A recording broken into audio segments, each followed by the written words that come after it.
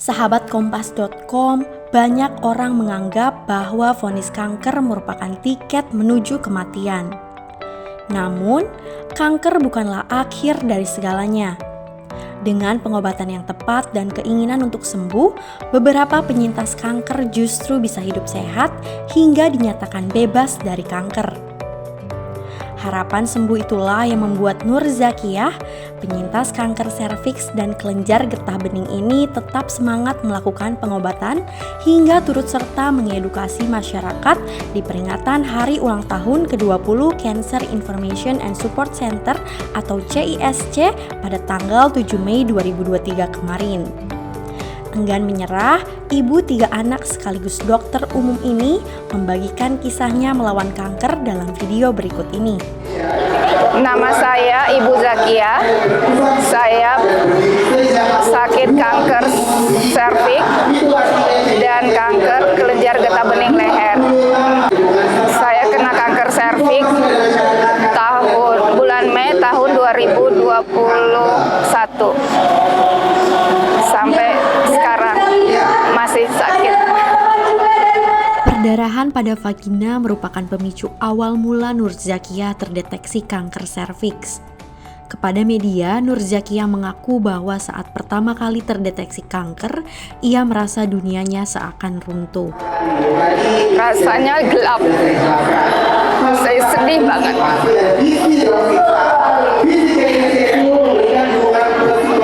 Nggak tahu gimana rasanya. Karena anak-anak saya masih kecil. Tapi saya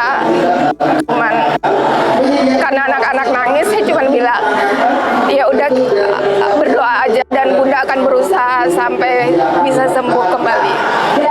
Nah, pertama terdiagnosa itu kan harus biopsi dulu untuk mengetahui tipenya apa. Terus habis dibiopsi hasilnya keluar CA serviks dengan tipe sel adenosarkoma yang sangat ganas. Setelah terdeteksi kanker ganas, Nur Zakiyah tak ingin menyerah. Ia melakukan berbagai pengobatan, mulai dari operasi hingga melakukan terapi sinar laser sebanyak 28 kali. Setelah selesai disinar, kaki saya bengkak. Diagnosanya limfedema kaki gajah dan dioperasi sudah 3 kali.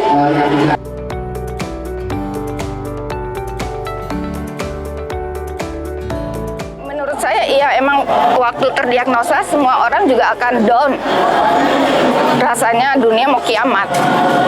Tapi ya kita juga nggak boleh diem aja, karena kebetulan kanker saya ini kan sangat ganas, yang dia bisa, kata dokter, membelah diri tiap 4 jam. Jadi saya harus secepatnya berobat. Jangan takut, kita jalani aja karena umur juga nggak ada yang tahu. Kanker serviks yang diderita Nur Zakiyah merupakan tipe sel adenosarkoma yang sangat ganas dan kini turut menyerang bagian kakinya yang sudah membengkak. Di tengah kondisinya saat ini, Nur Zakiyah menolak rapuh dan masih berjuang untuk bisa sembuh.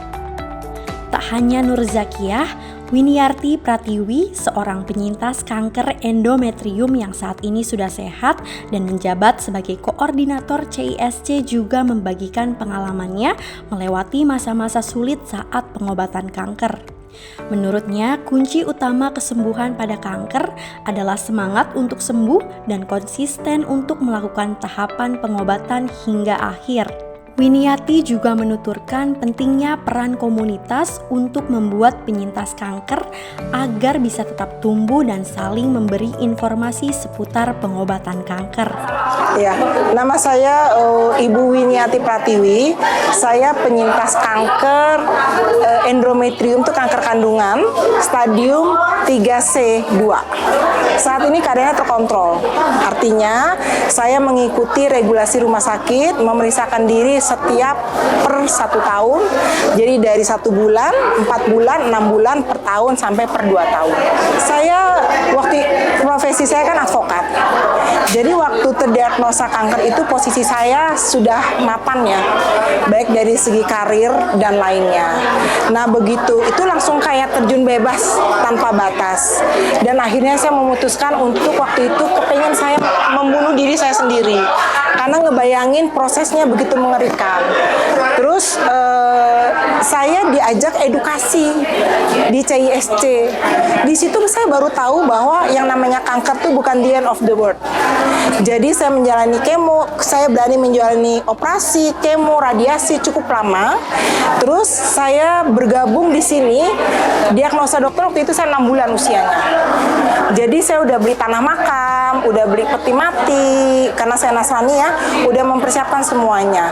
Tapi setelah itu, setelah saya tahu bahwa kanker itu bukan akhir dari segalanya, saya mulai bangkit, kemudian survive, kemudian saya nggak mau cepet-cepet dijemput, jadi saya berkegiatan seperti biasa, saya bekerja seperti biasa. Tema saya cuma satu, prinsip saya cuma satu, cukup saya yang terkena kanker. Anda jangan sampai, karena kanker itu sangat amat tidak enak. Begitu.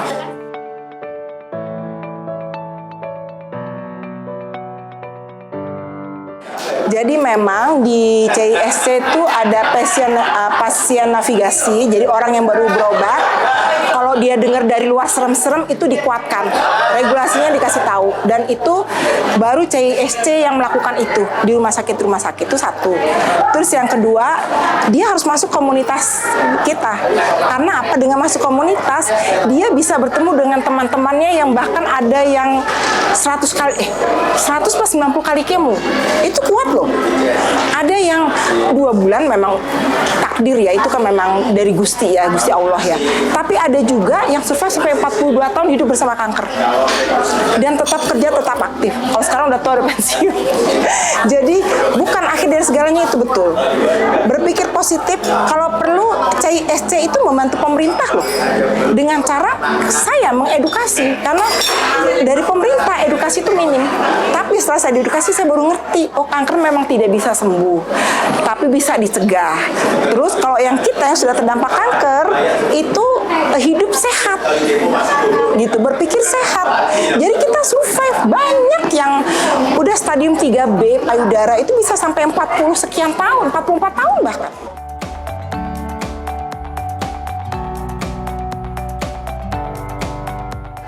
Bergabung itu biasanya kami CISC suka datang ke rumah sakit menawarkan diri, kanker apa masukkan ke paru, kanker kandungan masukkan ke grup kandungan, kanker kepala leher masukkan ke gitu. Nah dengan adanya itu, orang yang minim informasi kayak saya dulu ya, jadi tahu di dalamnya ada dokter, di grup itu ada dokter.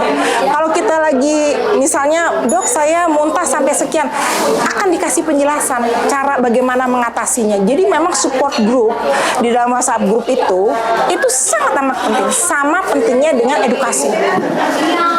Dan saya penerima manfaat edukasi dari CISC yang luar biasa.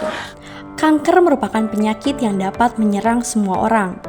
Oleh karena itu, Gregorius Ben Prayogi selaku dokter spesialis onkologi dan radiologi mengajak masyarakat agar melakukan deteksi dini untuk cegah penyebaran kanker sebelum terlambat. Semua orang mulai dari bayi baru lahir sampai oma-oma usia 90 tahun itu beresiko kena kanker. Tapi beda resikonya antara kanker anak sama kanker dewasa. Kalau kanker anak itu cenderung ditemukan pada anak-anak yang memang punya resiko genetik. Jadi pada orang tua yang memang sudah punya ada riwayat keluarga, riwayat turunan itu di situ. Tapi bukan berarti kanker itu penyakit turunan ya, bukan. Kemudian kalau kanker dewasa itu resikonya meningkat sejalan dengan usia. Jadi makin tua seseorang, makin besar juga resikonya.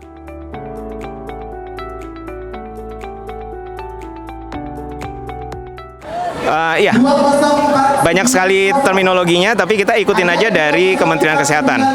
Karena ini berlaku untuk semua penyakit tidak menular, termasuk kanker, termasuk juga jantung, stroke, yaitu yang tadi itu cerdik ya. C-nya adalah cek kesehatan secara rutin, termasuk juga dalam hal ini adalah deteksi dini kanker. E-nya adalah nyakah asap rokok. Kita tidak merokok, lingkungan sekitar juga tidak merokok, dan kita jauhi pergaulan yang mengharuskan kita paparan asap rokok. R-nya adalah rajin aktivitas fisik atau rajin olahraga.